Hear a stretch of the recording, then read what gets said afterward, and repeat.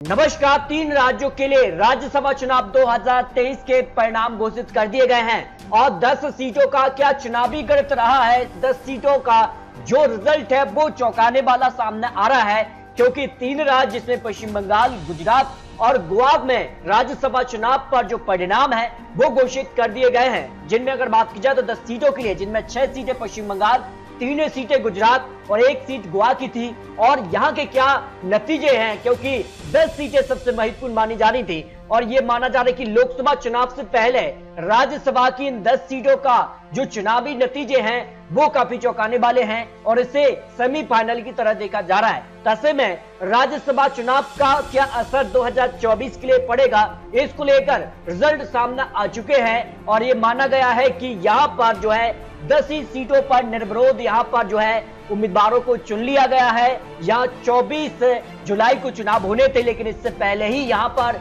निर्विरोध चुनने के कारण यहाँ पर जो है रिजल्ट सामने आ गए। अगर बात की जाए तो गोवा की 1 सीट पर भारतीय जनता पार्टी ने यहाँ पर जीत हासिल की है और अगर बात की जाए गुजरात की 3 सीटें, इन तीनों सीटों पर भी भारतीय जनता पार्टी ने यहाँ पर कब्जा जमाया है। इससे पहले भी भारतीय जनता पार्टी के ही यहाँ पर राज्यसभा उम्मीदवार थे, लेकिन अब एक बार फिर से राज्यसभा उम्मीदवार को चुन लिया गया, जिनमें बड़ा नाम एस जयशंकर का नाम भी है। और इसके अलावा अगर बात की जाए तो पश्चिम बंगाल की 6 राज्यसभा सीटें भी महत्वपूर्ण मानी जा रही थी और इनमें से 5 यहाँ पर टीएमसी के पक्ष में रही है। 5 सदस्य जो है टीएमसी के चुन ले गए हैं राज्यसभा के लिए, जबकि 1 सीट पर बीजेपी ने कब्जा जमाया है। इससे पहले कांग्रेस की ये सीट थी, लेकिन इस बार बीजेपी को 1 सीट का फायदा राज्यसभा चुनाव में हुआ है। तो अगर बात की जाए 10 सीटों का जो चुनावी नतीजे हैं, इनमें से बीजेपी ने 5 सीट और 5 सीट पर टीएमसी ने जीत हासिल की है, यानी बराबर की टक्कर यहां पर देखने को मिली है। 5 सीट पर बीजेपी ने जीत हासिल की है राज्यसभा के लिए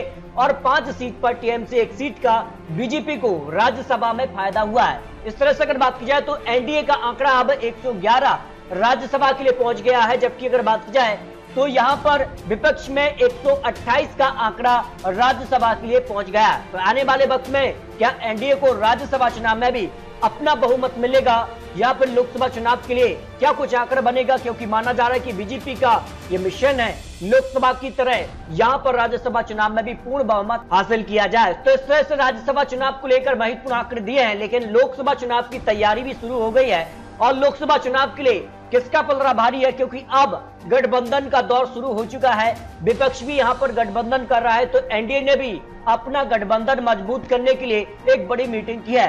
तो आने वाले वक्त में लोकसभा चुनाव की 543 सीटों पर भी महत्वपूर्ण विश्लेषण आप देने वाले हैं। तो आपको क्या लगता है लोकसभा चुनाव में किसकी जीत होगी, इस पर अपना रखिए। मिलते हैं और लेटेस्ट और महत्वपूर्ण विश्लेषण के साथ, तब तक के लिए जय भारत।